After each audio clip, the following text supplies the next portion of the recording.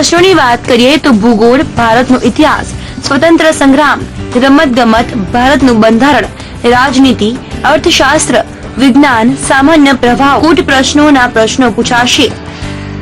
વિભાગ બી ની વાત કરીએ તો તે સંપૂર્ણ ગણિતનો વિભાગ રહેશે, જેમાં નંબરિંગ પદ્ધતિ, નંબર વચ્ચેના સંબંધ, ગુણોત્તર અને પ્રમાણ, નફો ખોટ, ટકા શોધવા, સાદું વ્યાજ, સમય અને કામ સમય અને અંતર ટેબલ અને ગ્રાફિક્સ જેવા કુલ 25 માર્કના પ્રશ્નો પૂછાશે।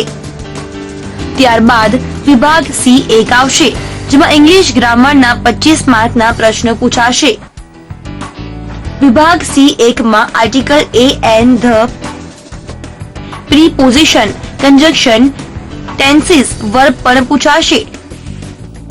વોકેબ્યુલરી, સિનોનિમ્સ, એન્ટોનિમ્સ સહિતના પ્રશ્નો પૂછાશે।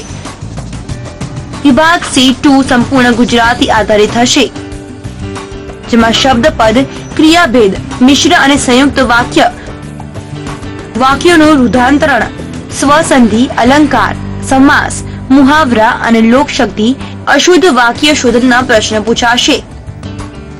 સૌથી અગત્યના નિયમની જો વાત કરીએ તો ઓપન કેટેગરીના ઉમેદવારોએ ઉપરોક્ત 4 વિભાગમાં 10-10 માર્ક લાવવાના રહેશે, જ્યારે અન્ય ઓબીસી માટે 37% અને SC/ST માટે 33% માર્ક લાવવાના રહેશે। બ્યુરો રિપોર્ટ, સંદેશ ન્યૂઝ।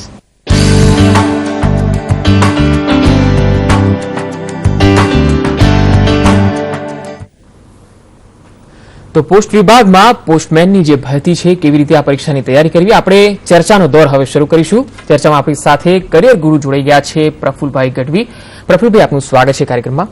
પ્રફુલભાઈ, સૌથી પહેલા તો ભારતીય પોસ્ટ વિભાગમાં ગુજરાત સર્કલની જો વાત કરીએ તો પોસ્ટ મેનની જે કયા પ્રકારની આ ભરતીની જાહેરાત છે? અહીંયા આપણે વાત કરીએ તો ડિપાર્ટમેન્ટ ઓફ પોસ્ટ એના માટે ગુજરાત સર્કલ જે છે એ ગુજરાત સર્કલની અંદર 26 જગ્યાએ અલગ અલગ પ્રકારની જે પોસ્ટમેનની જગ્યાઓ ખાલી પડેલી છે, એમાં 3 પ્રકારની પોસ્ટમેનની જગ્યાઓ છે। એક જે પોસ્ટ વેચવાવાળા છે એના માટેની, બીજી એક જે છે એ મેલ ગાર્ડની અંદર જે આવતા હોય એના માટે, અને ત્રીજું જે જિલ્લા કક્ષાએ રહેતા હોય એના માટે। તો આ 3 પ્રકારની જે પોસ્ટની જાહેરાત આવી એમાં 1220 જેટલી વિવિધ જગ્યાઓ આપેલી છે।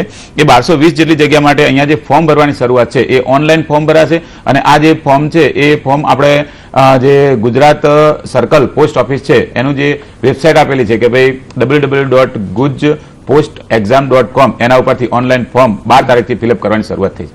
જી, આપણી સાથે ફોનલાઈન પર રાજકોટથી કોલર જોડી ગયા છે। હેલો હેલો હેલો હેલો, લાગે છે સંપર્ક કપાઈ ગયો છે। જગ્યાઓની જો વાત કરીએ તો કુલ કેટલી જગ્યાઓ છે પ્રફુલભાઈ, અને એના માટેના ફોર્મ્સ ક્યાંથી મળે? અહીંયા જગ્યાઓની વાત કરીએ આપણે તો 1200 જેટલી વિવિધ જગ્યાઓ છે, એમાં 1220 જેટલી જગ્યાઓ થાય છે। એમાં દરેક જે અલગ અલગ જિલ્લાઓ આપેલા છે, અમદાવાદથી લઈને વલસાડ સુધી, એમાં 26 જેટલી અલગ અલગ સિટીની અંદર અને એના જે ગ્રામ્ય વિસ્તાર છે એની જે અહીંયા જાહેરાત આવેલી છે એમાં 1220 જેટલી જગ્યાઓ જે છે એને ઓનલાઈન ફોર્મ ભરવાની પદ્ધતિ છે। ઓનલાઈન પરીક્ષા ફોર્મ ભરવાના રહેશે અહીંયા, અને જે કોઈ પણ વ્યક્તિ 10 પાસ હશે એ આ ફોર્મ જે છે એ ઓનલાઈન ભરી શકશે। બિલકુલ, એટલે તારીખની જો અગર વાત કરીએ તો ફોર્મ ભરવાની તારીખ કઈ છે? અહીંયા ફોર્મ ભરવાની આપણે છેલ્લી તારીખની વાત કરીએ તો 12 માર્ચથી શરૂઆત થઈ અને 11 એપ્રિલ સુધી એ ફોર્મ જે છે એ ઓનલાઈન ભરી શકાશે। જે રીતે ઓનલાઈનની વાત કરી, પણ એની વેબસાઇટની જો અગર વાત કરીએ, કારણ કે અત્યારે તો ઓનલાઈન એપ્લિકેશન વધારે થતી હોય છે, તો આ માટે કઈ વેબસાઇટ છે જેના થકી ઓનલાઈન અરજી આપી શકીએ? અહીંયા આપણે વાત કરીએ તો જે અત્યારે ડિજિટલ ઇન્ડિયા પ્રોગ્રામ જે ચાલે છે એ અંતર્ગત કોઈ પણ પ્રકારની ભરતીની જાહેરાત આવે તો આપણે જોઈએ તો આર્મી નેવી એરફોર્સથી શરૂઆત થઈ હતી, તો અત્યારે આ જે છે એની પણ ઓનલાઈન જ આખી ફોર્મ પદ્ધતિ છે। એનું ફોર્મ જે છે એ ઓનલાઈન ફિલઅપ કરવાનું, અને એની જે ફી છે એ પોસ્ટની અંદર જઈ અને ચલનથી અથવા તો ઓનલાઈન પે કરવાની રહેશે। જી, આપણી સાથે કોલર જોડી ગયા છે જયપાલ। હેલો હેલો હેલો, જી, આપનો સવાલ જણાવો। જે વય મર્યાદા જે છે હા, એ જનરલ કેટેગરી વાળા માટે કેટલી? બિલકુલ, વય મર્યાદાને લઈને ક્વેશ્ચન છે કે જનરલ માટે કેટલી છે અને અધર કાસ્ટ? અહીંયા આપણે વાત કરીએ કે ભાઈ વય મર્યાદા જે છે બરાબર કોની કેટલા માટેની વય મર્યાદા, તો આ ખાસ મોટો પ્રશ્ન રહેલો છે કે ઘણા લાંબા સમયગાળા પછી આ 1200 જેટલી જગ્યાઓની જાહેરાત પોસ્ટ વિભાગમાં જે આવી તો 1200 જેટલી પોસ્ટ વિભાગની જગ્યાઓમાં એક તો પહેલી વાત કરીએ જે ક્વોલિફિકેશન છે એ ધોરણ 10 સુધીનું એટલે કે મેટ્રિક્યુલેશન આપેલું છે। બીજી એક આપણે વાત કરીએ તો જે 18 થી 27 વર્ષની ઉંમર ઓપન કેટેગરીની અંદર હોય એ દરેક વ્યક્તિ અહીંયા ફોર્મ ભરી શકશે। SC/ST OBC માટે જે વ્યક્તિ ઓબીસીમાં આવતા હશે એને 3 વર્ષની છૂટછાટ આપેલી છે, એટલે કે એ વ્યક્તિ અહીંયા આપણે જોઈએ તો 30 વર્ષની ઉંમર સુધી ફોર્મ ભરી શકશે। SC/ST ની વ્યક્તિ 32 વર્ષની ઉંમર સુધી અહીંયા ફોર્મ ભરી શકશે, અને કોઈ દિવ્યાંગ શારીરિક દિવ્યાંગ જે હોય એ વ્યક્તિ અહીંયા જોઈએ તો ઓપન કેટેગરીમાં હોય તો એને 10 વર્ષની વધારાની છૂટછાટ આપવામાં આવી છે.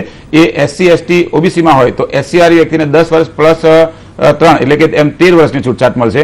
અને જે SC ST માં આવતા હશે OBC સિવાય તો એને SC ST ને 15 વર્ષની છૂટછાટ 27 વર્ષની અંદર મળશે. એટલે કે આ જે ફોર્મ છે એ ઓનલાઈન ભરી શકશે. ત્યારબાદ આ જે પરીક્ષા છે એ પરીક્ષાની અંદર એ વ્યક્તિને જે અભ્યાસક્રમ આપેલો છે 100 માર્ક્સનો એનું પેપર આપવાથી પાસ થાય તો એને ગવર્મેન્ટ જોબ મળશે. બિલકુલ. પ્રફુલભાઈ, લાયકાતની અગર વાત કરીએ તો 10 પાસ કોઈ પણ વિદ્યાર્થી આપી શકે છે કે પછી એમાં પણ અમુક ટકાવારી જરૂરી છે?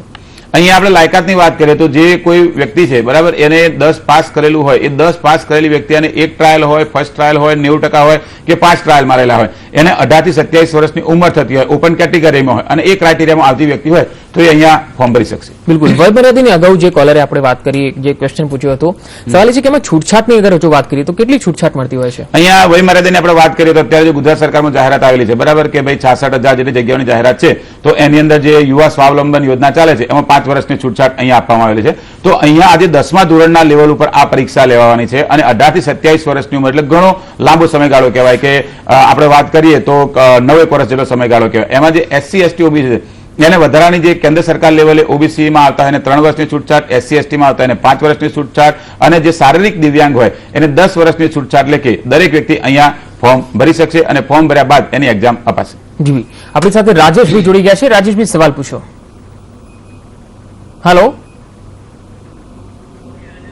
જી રાજેશભાઈ, સવાલ જણાવો રાજેશભાઈ. સર એમાં આપણે પોસ્ટ ઓફિસમાં ભરતી કરવી છે તો શું કરવાનું? આપનો અભ્યાસ કેટલો છે? હા, રાજકોટ નું છે.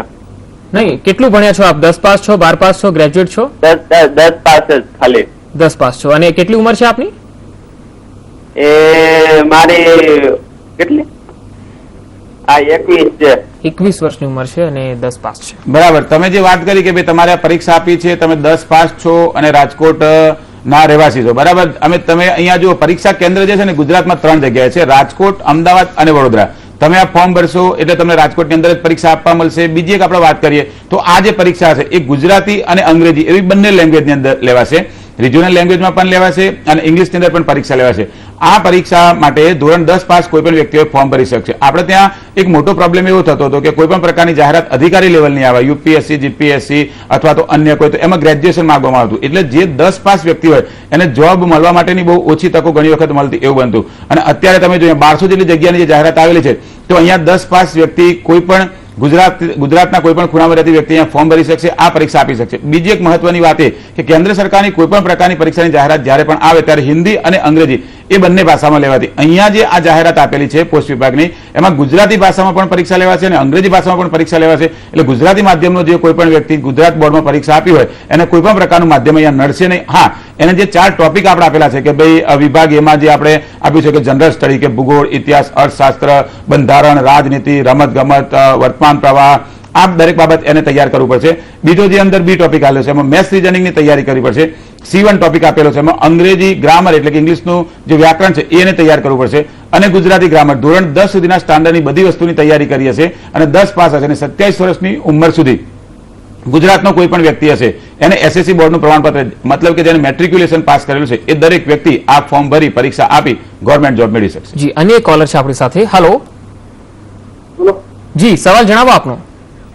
સર મારે એવું પૂછવું કે આમાં મહિને પટ્ટી છે કે નહીં પોસ્ટની ભરતીમાં? અહીંયા તમે જે પ્રશ્ન રજૂઆત કરી કે કેવી રીતે આખી એક્ઝામ આપી શકાય બરાબર, તો આ એક્ઝામ આપવા માટે તમારે સૌથી પહેલા તમારું આ જે ફોર્મ છે એ એની ડેટ પહેલા ફિલઅપ કરવું જરૂરી છે. ત્યારબાદ તમારે આ જે 100 માર્ક્સનો જે અભ્યાસક્રમ કીધો એ તમારે એની તૈયારી કરી લેવી જોઈએ. જગદીશભાઈ જોડે ગયા છે. જગદીશભાઈ, સવાલ પૂછો આપનો. હેલો હા, મારે એક પ્રશ્ન છે. જી. હેલો જી, પ્રશ્ન જણાવો આપનો જગદીશભાઈ. હા, આજે 9/4 તારીખ આવે છે, 9/4/2016 હા, ત્યારે 18 વર્ષ પૂરા થાય છે. ઓકે. તો મારે ફોર્મ ક્યારે ભરવું એમ? બરાબર. તમે વાત કરી કે 9/4/2016 બરાબર, તો આપણે તમે જો પરીક્ષાની જે છેલ્લી ડેટ છે ને અહીંયા ફોર્મ ભરવા માટેની એ 11મી એપ્રિલ આપેલી છે. એનો મતલબ એવો થયો કે તમે 2 દિવસ માટે થઈ અને તમે આ પરીક્ષા આપવા માટે લાયક થઈ ગયા. ધારો કે તમે આજની તારીખમાં ફોર્મ ભરશો તો તમારા 18 વર્ષ પૂર્ણ થયેલા નહીં હોય અને તમે એવું કીધું કે 9 તારીખે એક્ઝેક્ટ તમારા પૂરા થાય, મતલબ કે તમે 10 તારીખે ફોર્મ ભરી દેજો અને વધારાની જે ફી ભરવા માટેના 3 દિવસ આપેલા છે એટલે આરામથી તમે આ પરીક્ષા આપી શકશો. તમે બહુ લકી કહેવાય કે 2 દિવસ માટે થઈ અને 10મા ધોરણના લેવલની આ પરીક્ષાની અંદર એપ્લિકેબલ થઈ શકશો. બિલકુલ. પરીક્ષા ફીની વાત કરીએ તો કયા પ્રકારની પરીક્ષા ફી હોય છે, કેટલી હોય છે અને કેવી રીતે ભરવાની હોય છે? બરાબર. અહીંયા આપણે જોઈએ તો વિવિધ પ્રકારની જે પરીક્ષાઓ થતી એમાં પરીક્ષા ફી એક જ આવતી હોય. અહીંયા એક થોડું નવું જોવા મળે આપણને કે પોસ્ટની અંદર પહેલા તો અરજી ફી જે છે બરાબર એના 100 રૂપિયા રાખેલા છે અને 400 રૂપિયા પરીક્ષા ફી રાખેલી. એટલે કે જે શારીરિક દિવ્યાંગ અને SC ST ના હોય એ સિવાયની દરેક વ્યક્તિએ 500 રૂપિયાની ટોટલ ફી પે કરવાની થશે. એમાં એપ્લિકેશન ફી 100 રૂપિયા અને 400 રૂપિયા પરીક્ષા ફી, એમ 500 રૂપિયા ભરેલા હશે તો જ એ આ પરીક્ષા આપી શકશે. નહીં તો જો ફોર્મ ભર્યું હોય અને ફી ના ભરી હોય તો કોઈ પણ જે ડિપાર્ટમેન્ટ હોય એ એક્ઝામ આપવા દેતા નથી. જી, આપણી સાથે ફોન લાઈન પર પ્રવીણભાઈ જોડી ગયા છે. હેલો જી પ્રવીણભાઈ. હેલો જી, આપનો સવાલ પૂછો પ્રવીણભાઈ. હેલો, હા સવાલ પૂછો જી. હા, આપણે 12 પાસ ઉપર ભરાય ના જવું. એકદમ કોમન બાબત છે કે મેટ્રિક્યુલેશન મતલબ SSC ધોરણ 10 પાસ થયેલી વ્યક્તિ હોય એ ફોર્મ ભરી શકશે. તમે 12 પાસ કર્યું છે એટલે થોડુંક હાયર કહેવાય, HSC કહેવાય હાયર લેવલ, એટલે તમે આરામથી ફોર્મ ભરી શકશો. બિલકુલ. આપણે આ ચર્ચાને જારી રાખીશું. એક બ્રેકનો સમય થઈ ગયો છે. એક બ્રેક બાદ પાછા ફરીશું ત્યારે વાત કરીશું કે આ પરીક્ષાની અંદર કઈ ભાષા હોય છે અને અભ્યાસક્રમ તેનો કયા પ્રકારનો હોય છે. એ ક્યાં જશો નહીં. એક નાનકડા બ્રેક બાદ પાછા ફરીશું.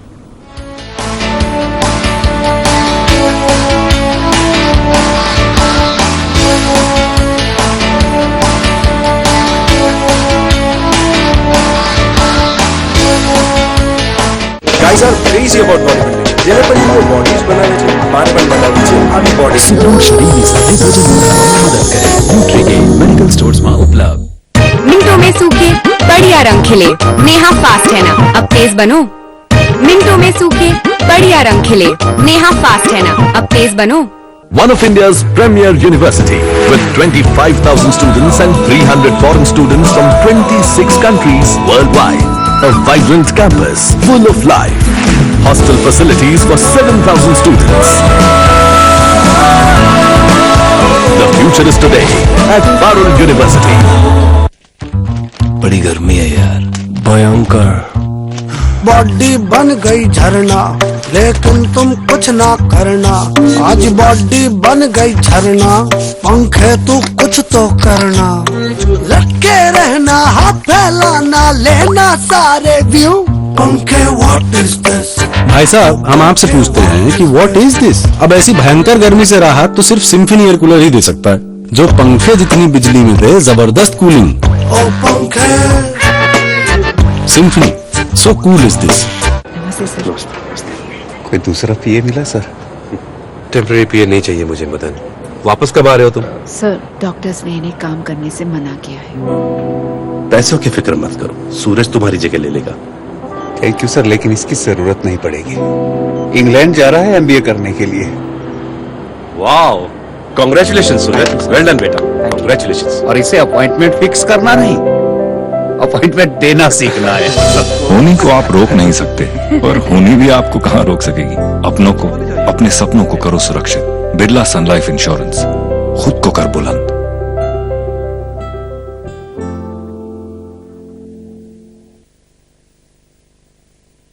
શું તમારે ગૌણ સેવા પસંદગી મંડળની પરીક્ષાઓ પાસ કરવી છે? શું તમારે જીપીએસસી પાસ કરવી છે? સિનિયર ક્લાર્ક, જુનિયર ક્લાર્ક, તલાટી, કચેરી અધિક્ષક, હિસાબનીશ અથવા પીએસઆઈ કે કોન્સ્ટેબલ બનવું છે કે જીપીએસસી પાસ કરી મામલતદાર, ટીડીઓ, ડીવાયએસપી કે ડેપ્યુટી કલેક્ટર બનવું છે તો આજે જ નરોડા ખાતે તેની તાલીમ માટે ગઢવી કરિયર એકેડેમીમાં એડમિશન મેળવી સફળતા મેળવો. ગઢવી કરિયર એકેડેમી, આદેશ્વર નગર, નરોડા, અમદાવાદ. Mobile number 9601338205. આપણી સાથે છે ગુજરાતી કલાકાર Manoj Joshi. Exclusive orange collection. Imitation ornaments in trend. મજાની લાઈફ. આજે બપોરે 2:30 કલાકે.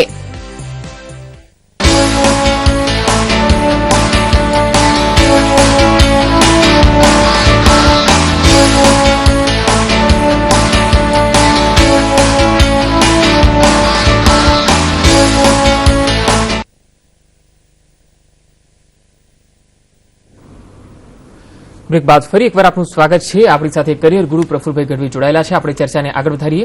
પ્રફુલભાઈ, આપણે ભાષાની વાત કરીએ એ પહેલા એક કોલર જોડાઈ ગયા છે આપણી સાથે, આનુભાઈ. આનુભાઈ, આપનો સવાલ પૂછો. હેલો જી. ચલો, ગઢવી સાહેબ જોડે માહિતી જાણવા માંગુ છું કે લેડીઝ જે આમાં આપી શકે અને આપી શકે તેમને કયા કયા વિભાગમાં નોકરી મળી શકે?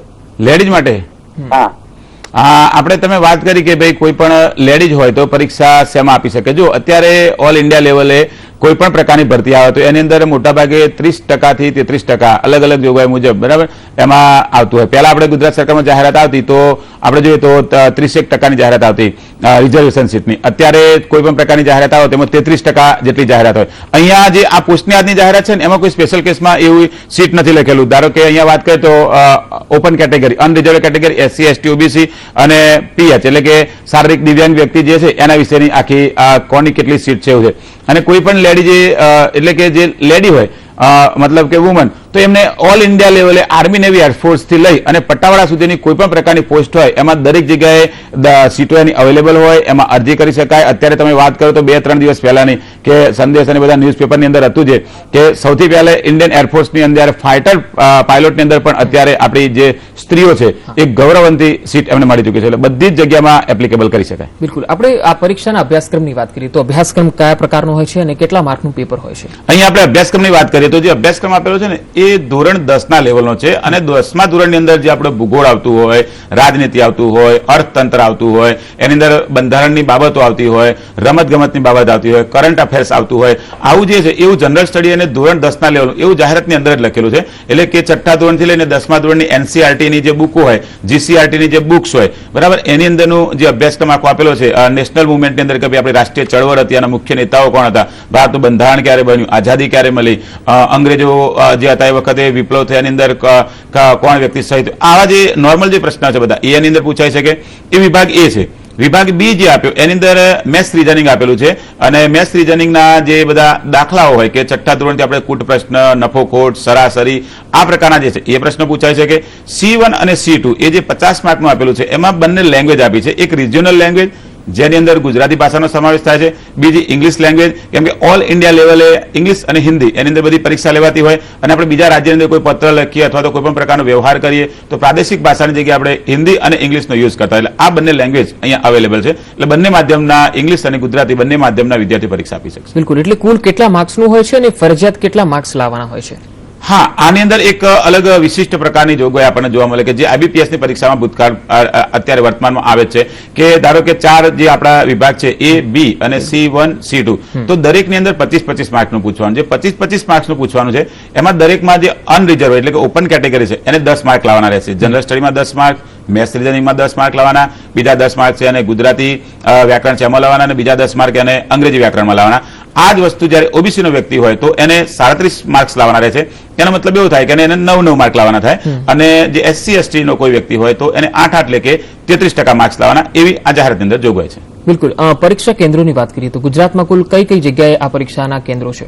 ગુજરાતની અંદર આપણે પરીક્ષા કેન્દ્રની વાત કરીએ તો આપણે જે મહાનગરો છે એની અંદર એક અમદાવાદ, બીજું જે વડોદરા છે એ અને ત્રીજું રાજકોટ એવું 3 ડિવિઝનમાં 3 જગ્યાએ પરીક્ષા લેવાય છે. બિલકુલ. અને ભરતી પ્રક્રિયાની વાત કરીએ તો અગર કોઈ પરીક્ષાથી પાસ થાય છે તો તેનું પગાર ધોરણ કેટલું હોય છે, કઈ રીતે ભરતી થતી હોય છે પરીક્ષા બાદ?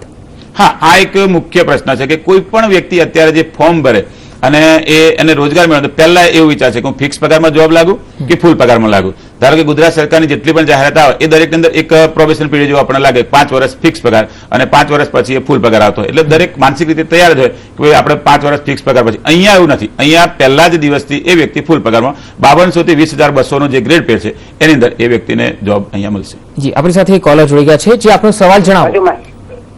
હેલો હેલો જી, આપનો સવાલ પૂછો. જી, આપનો સવાલ જણાવો. હેલો જી, સવાલ શું છે આપનો? સવાલ સાહેબ ઓબીસીમાં કેટલી ઉંમરની છૂટછાટ રાખી છે? તમારો જે પ્રશ્ન છે કે ભાઈ OBC ની અંદર કેટલી છૂટછાટ રાખે છે તો 18 થી 27 વર્ષ એની અંદર જે ઓપન કેટેગરીનો વ્યક્તિ હોય એ ફોર્મ ભરી શકશે અને OBC માટે 3 વર્ષની વધારાની છૂટછાટ એટલે કે 30 વર્ષની ઉંમર સુધી એ પરીક્ષા આપી શકશે. જી, સોમનાથથી વિરાજ આપણી સાથે જોડી ગયા છે. વિરાજ, સવાલ પૂછો આપનો. હેલો. 18 જન્મ તારીખ હોય તો આ ફોર્મ ભરી શકીએ? આપનો સવાલ ફરીથી રિપીટ કરશો વિરાજ. એટલે જન્મ તારીખ 27/4/1998 હોય તો આપણે આમાં ફોર્મ ભરી શકીએ?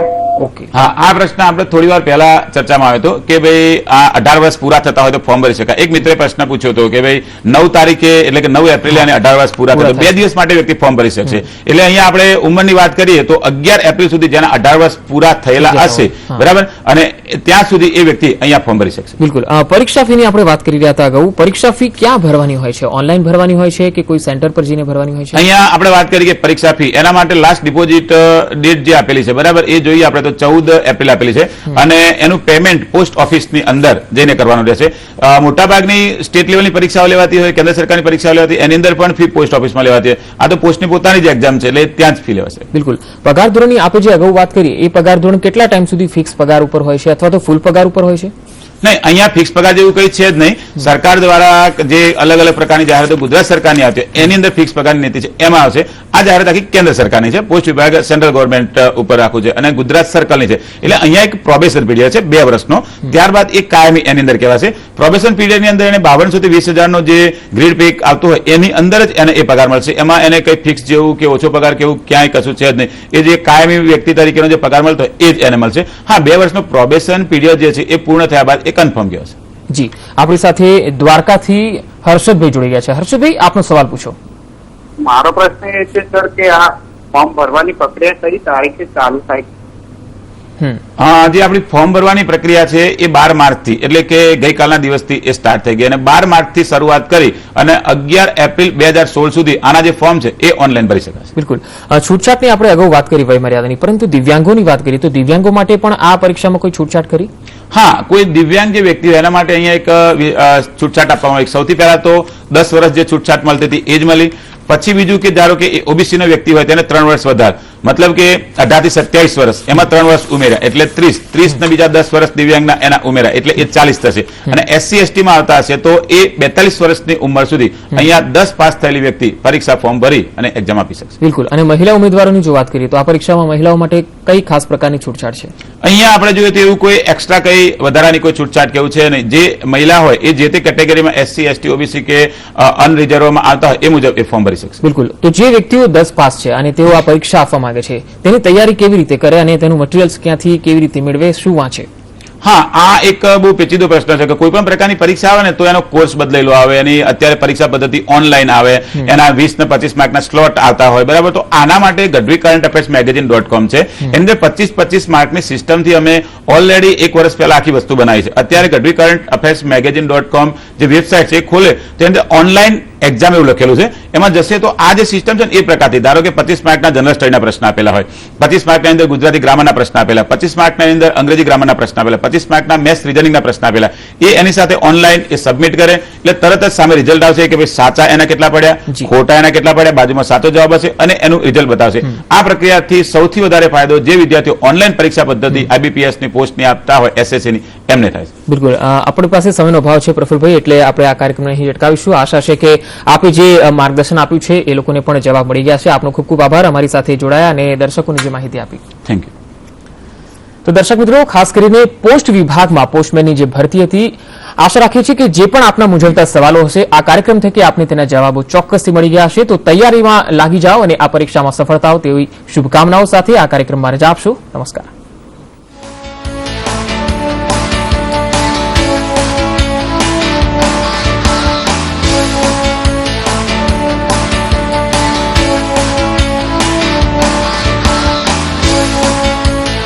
આ ન્યૂઝના પ્રાયોજક Parul university Vadodara. Be here, be vibrant. Roopmantra ayurvedic face cream અને ફેસ વોશ, કારણ કે આમાં છે 12 ખાસ આયુર્વેદિક જડીબુટ્ટીનું સંતુલિત મિશ્રણ. આ કોઈ કોસ્મેટિક નથી, આયુર્વેદિક ઔષધિ છે. I've heard the City Club makes the best donuts. I've heard St. Thomas is very pretty. So, whatever I've heard, I'm gonna see, I'm gonna go, I'm gonna do. With the new Honda Levo, it's time to live, time to Levo. ए मिश्रा, ये मुझसे नहीं होगा यार. आपको देख के ये भी तो ट्राई किया था पर तम्बाकू नहीं छोड़ पाया. आपने च्युइंगम की तरह चबाया होगा. मतलब हर चीज का एक तरीका होता है जनाब. इसको चबाइए। अब रुकिए और साइड में रखिए। अब फीका पड़ने पर इसको फिर से चबाइए। अब इसको सही तरीके से करते हैं। क्लच को धीरे से, एक्सीलरेटर को दबाइए। कोशिश है तो क्विक निक है। तमाकू छोड़ने में सहायक। अगर कोई सांभळनार હોય તો બસ મને આ ખજવાળથી મુક્તિ અપાવી દો। તમને જરૂર છે ક્રીમ કરતા બેહતર ઇચ જેલ ઊંડે સુધી જાય, ખજવાળથી તરત આરામ અપાવે। सपट इच जेल। कमाल का कुत्ता है। ब्रूनो पानी ला। जाक फैन ऑन करके आ। कमाल का कुत्ता है। कुत्ता है, गधा नहीं। The next generation is smarter. Presenting the next generation fans with remote control. Orient Electric. Switch to smart. हमारा संकल्प है कि हम बनाए कुछ बेहतर। क्या बेहतर को और बेहतर किया जा सकता है? बिल्कुल, ये तो घड़ी ने कर दिखाया है। कड़ी मेहनत और आधुनिक रिसर्च से महाशक्तिशाली घड़ी को हमने दिया है एक नया रूप जो है और भी असरदार। न्यू इम्प्रूव घड़ी डिटर्जेंट पाउडर जो दे बेहतर सफाई ज्यादा जल्दी। आ न्यूज ना प्रायोजक Parul university Vadodara. Be here, be vibrant. ऊंचे लोग, ऊंची पसंद, RMD।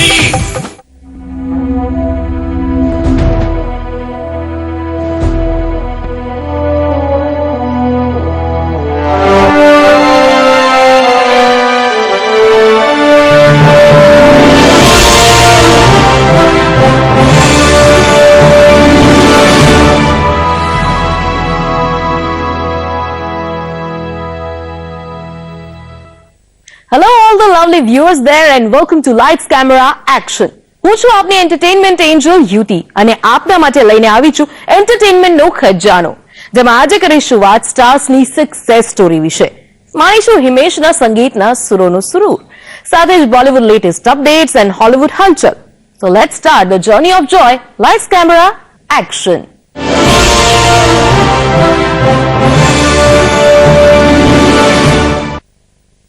આજની ડેટમાં બોલિવૂડમાં બ્રેક પણ મળવો મુશ્કેલ છે, ત્યારે સ્ટાર્સ અને તેમના સુપરસ્ટારડમની પાછળની સ્ટ્રગલ વિશે ઓડિયન્સ હોય છે અંજાન. જાણીએ એવા કેટલાક સ્ટાર્સની સ્ટ્રગલની દાસ્તાન.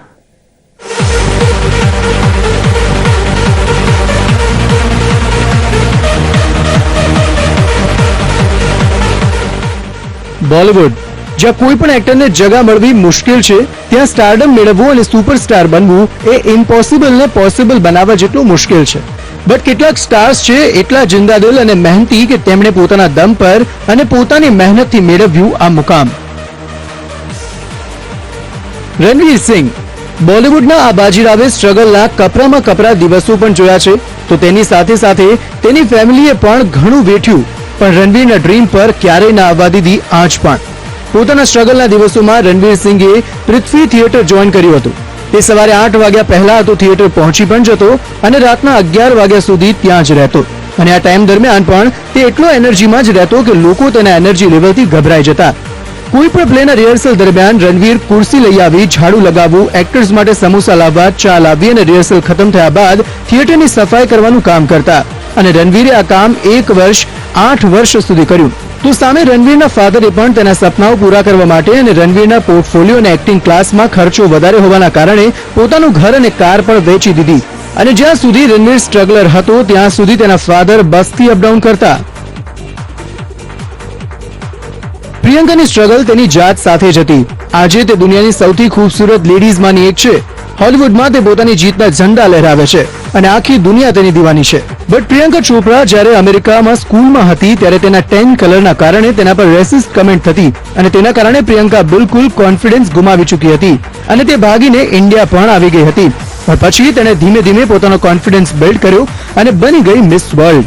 તો મિસ વર્લ્ડ બાદ ફિલ્મ્સમાં પણ તેની સફર ઇઝી ન હતી. તેને ઇનિશિયલી સક્સેસ ન મળી, બટ પ્રિયંકાએ હિંમત ન હારી. અક્ષય કુમાર તો માર્શલ આર્ટ્સની ટ્રેનિંગ લેવા બેંકોક ગયા હતા અને ત્યાં તેમણે શેફની નોકરી પણ કરી. ત્યાં તેણે ખાના બનાने से लेकर कार्ड बेचने तक का हर काम किया. બેંકોકથી કામની તલાશમાં અક્ષય બાંગ્લાદેશમાં પહોંચ્યા અને ટ્રાવેલ એજન્સીમાં પણ કામ કર્યું. કોલકાતાથી અક્ષય મુંબઈ આવ્યા અને ત્યાં તેઓ કટલેરી વેચવાનું કામ કરવા લાગ્યા. થોડા દિવસો બાદ તેઓએ એક ફોટો સ્ટુડિયોમાં કામ કરવાનું ચાલુ કર્યું, જ્યાં તેમને ગોવિંદા મળ્યા અને ગોવિંદાએ તેને પૂછ્યું કે તું હીરો કેમ નથી બની જતો. આ વાત અક્ષયના દિમાગમાં બેસી ગઈ અને તેણે